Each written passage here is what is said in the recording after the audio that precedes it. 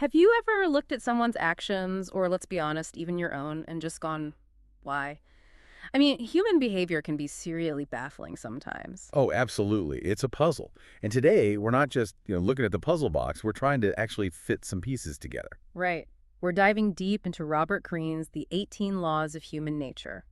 It's this really interesting framework he built to help decode all that complexity. Yeah, think of it like a toolkit. It helps you understand those hidden currents, the things driving us and others that we don't always see on the surface. And Greene, he uses so many historical examples, these great stories, to make each law really click. So our mission today is basically to pull out the core aha moments from these 18 laws. Exactly. We want to give you the actionable insights Hmm. without overwhelming you. We've got a good overview of the laws from our sources, and we're ready to get into it. Okay, let's start. Law number 1, the law of irrationality. Right. This is a big one.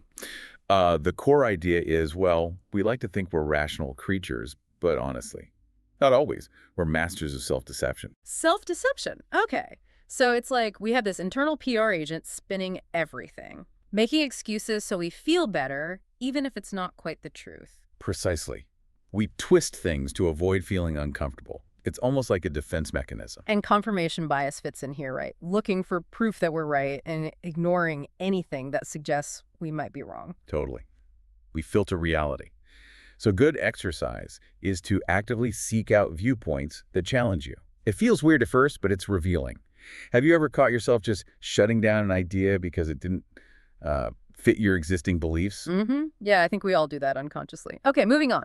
Law number 2, narcissism. That word usually sets off alarm bells. It does, but Greene's perspective is more, let's say, balanced. He argues that a certain amount of self-interest is actually natural. It's normal, even necessary. It's what pushes us forward. So it's not all bad. He talks about a difference between like toxic narcissism and something more functional. Exactly. He calls it the healthy narcissist.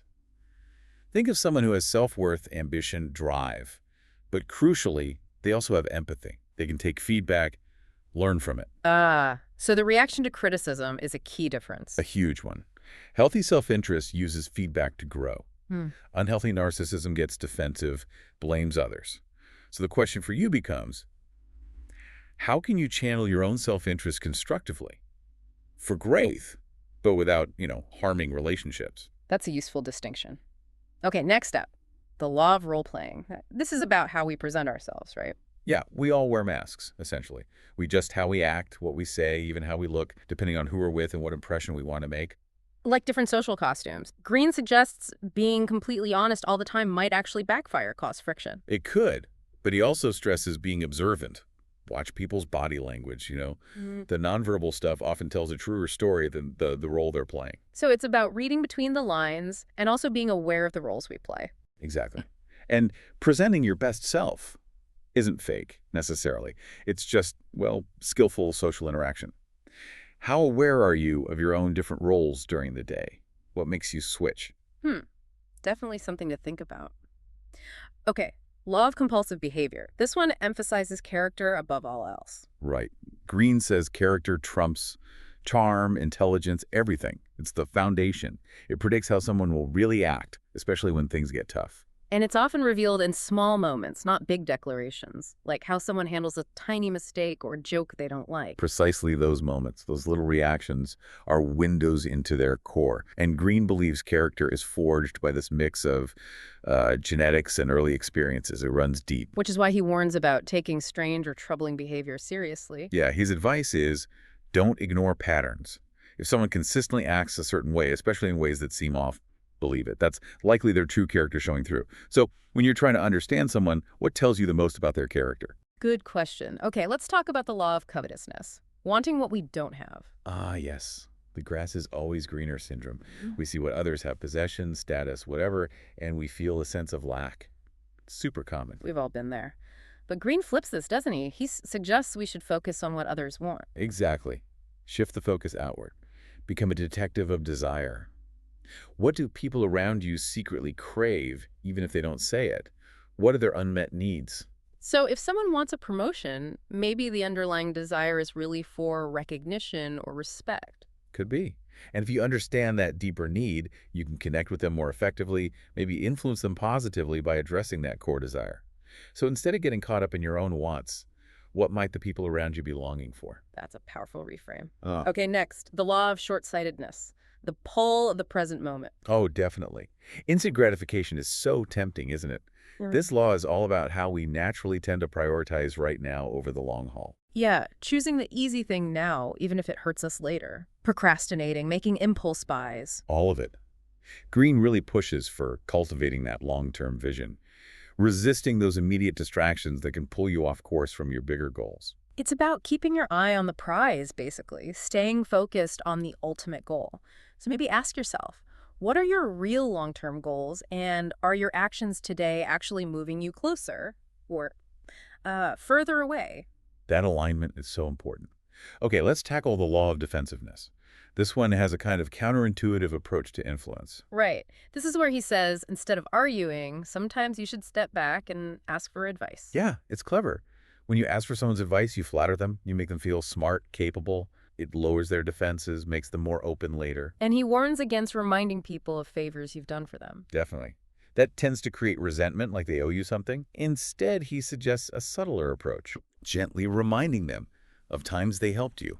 It reinforces their feeling of competence, of generosity, makes them more likely to help again. So the question is, how can you make people feel valued, not Yeah. indebted? Much smarter. Okay, law of self-sabotage. I think many of us know this one intimately. Mhm. This explores that powerful link between what's going on in our heads, our thoughts, feelings, and what happens in our lives. Green really hammers home that we shouldn't let past failures or other people's negativity define our limits. It's that growth mindset idea, right? Believing you can learn and change no matter your starting point. And he connects mindset to physical health, too. Absolutely. Positive thinking, or rather a constructive mindset, can genuinely impact your well-being. Mm. And he stresses self-care. You need to manage stress, recharge, to maintain that positive outlook and avoid burnout. So important. What limiting beliefs might you be holding on to without realizing it? And what's one small thing you could do to challenge them? Great questions. Let's move to the law of repression, our hidden selves. This is about the parts of ourselves we try to hide or deny. Thoughts, desires, maybe darker impulses. Exactly. Everyone has a shadow side, Green argues. And trying to just bury it doesn't work. It often leads to things like anxiety or unexplained sadness. It leaks out somehow. Like trying to hold a beach ball underwater, eventually it pops up, maybe unexpectedly. So Green suggests embracing it. Acknowledging and integrating it, yeah. Understanding your hidden side can actually unlock energy, creativity. It leads to being more whole, more effective. So what parts of yourself might you be pushing away? How could acknowledging them actually help you? Deep stuff. Okay, the law of envy, another uncomfortable emotion. Very. That feeling of wanting what others have, their success, their looks, their stuff, it often comes with feeling inferior, resentful. It can be quite toxic. Yeah, it really poisons your own happiness. How does Green suggest dealing with it? Build your internal confidence. Focus on your own worth, your own path. Stop the constant comparison game. And, this is hard, try to be genuinely happy for others when they succeed. Shifting from comparison to appreciation, seeing their success as inspiration, maybe not a threat. Exactly. It's about focusing on your own improvement and celebrating wins, yours and others. How can you make that shift from comparison to appreciation and, well, self-improvement? A worthwhile shift. Next, the law of grandiosity. Getting too big for your boots after some success. Pretty much. Green uses a video game analogy, like mastering one level and thinking you can ace the next completely different one without practice. It's overestimating yourself, ignoring potential problems. Right, becoming complacent, thinking you've arrived and don't need to learn anymore, that feels dangerous. It is. It makes you vulnerable, prevents you from actually reaching your potential because you stop striving. Continuous learning is key, always. So, a moment of honest reflection. Where might you be a little overconfident right now? Where might you be overlooking challenges? Good check-in. Okay, the law of gender rigidity. This feels very relevant today. Totally. Green's point is that we all have a mix of qualities society labels masculine or feminine. We're not just one or the other. Exactly. And suppressing parts of yourself because they don't fit those rigid gender boxes, that creates inner conflict, makes you feel less whole. Plus, these rigid roles mess up understanding between people. So it's about accepting the full spectrum within yourself, regardless of gender labels. Yeah. Embracing all your qualities leads to more integration, more authenticity. Huh. How could embracing more of your own qualities, maybe ones you've downplayed, lead to feeling more integrated? Interesting angle. Let's talk about the law of aimlessness. Greene directs this one particularly towards younger people, right? He does. It's about that phase of exploring, experimenting, trying things out to find what you're truly passionate about, what gives you a sense of purpose. It's a crucial journey. And it's not always smooth sailing. He acknowledges it can be tough, boring sometimes, even painful when you're chasing a dream. Perseverance is the key theme here. Sticking with it even when it's hard, pushing through the difficult patches. That's what separates those who find their way from those who drift. So, for anyone feeling a bit lost, what steps can you take now to actively explore your interests, to find what really drives you, even when it's not fun? That proactive search is vital. Okay, next, the law of conformity, the urge to belong. Ah, the tribal instinct. We naturally want to be part of a group. It feels safe, comfortable, gives us identity. Absolutely. And this pull is strong, Greene notes. Even if you think you're a total individualist, group influence is probably shaping you in subtle ways you don't even notice. And the danger is thinking your group is inherently better than others, getting blinkered. Exactly. Greene warns against that us versus them mentality. Be open, learn from everyone. Understanding group dynamics and your own place in them is a massive boost to your social intelligence. So think about the groups you belong to. How are they shaping your thoughts, your actions, maybe without you realizing? Worth pondering.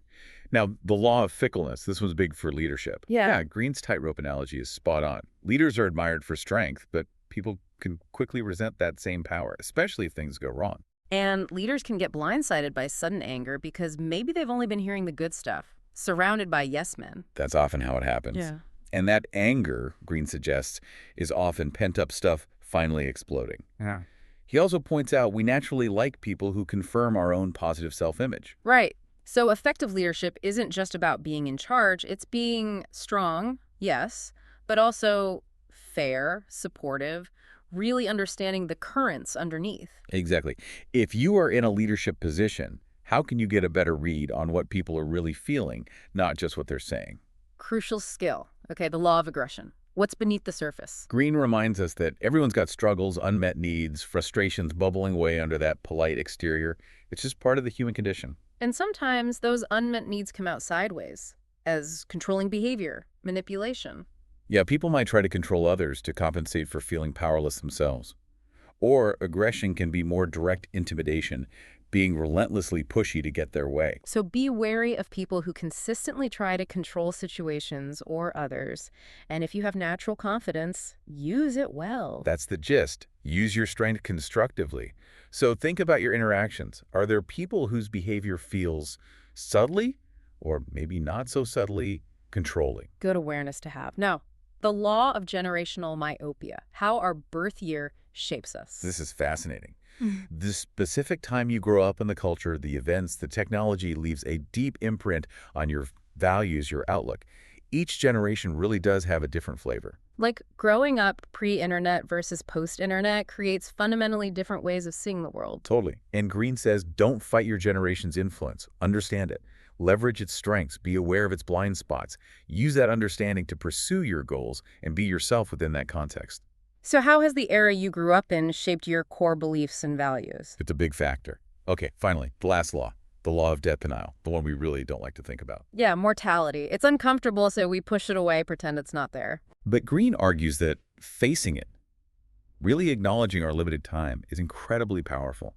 It can make you appreciate life more, give you urgency. Focus your priorities. Knowing your time isn't infinite helps you decide what truly matters. Exactly. It cuts through the noise, the trivial stuff. Remembering that death is inevitable is a powerful tool for living intentionally. So how might reflecting on mortality, even briefly, change your choices today, your priorities for the future? A profound final thought. Wow. So that's our deep dive into Greene's 18 laws of human nature. Really, understanding these patterns can give you such a lens on yourself and on, well, everyone else. Absolutely. It's a shortcut, in a way, to some deep wisdom packed into Greene's work. A lot to think about. Definitely. And maybe a final thing for you, the listener, to chew on. Which one of these laws really hit home for you right now? Which one feels most relevant to your life, your relationships? Thinking about that and how understanding it better could spark some positive change. That's where the real value lies. It's an ongoing exploration, isn't it? Human nature, endlessly fascinating.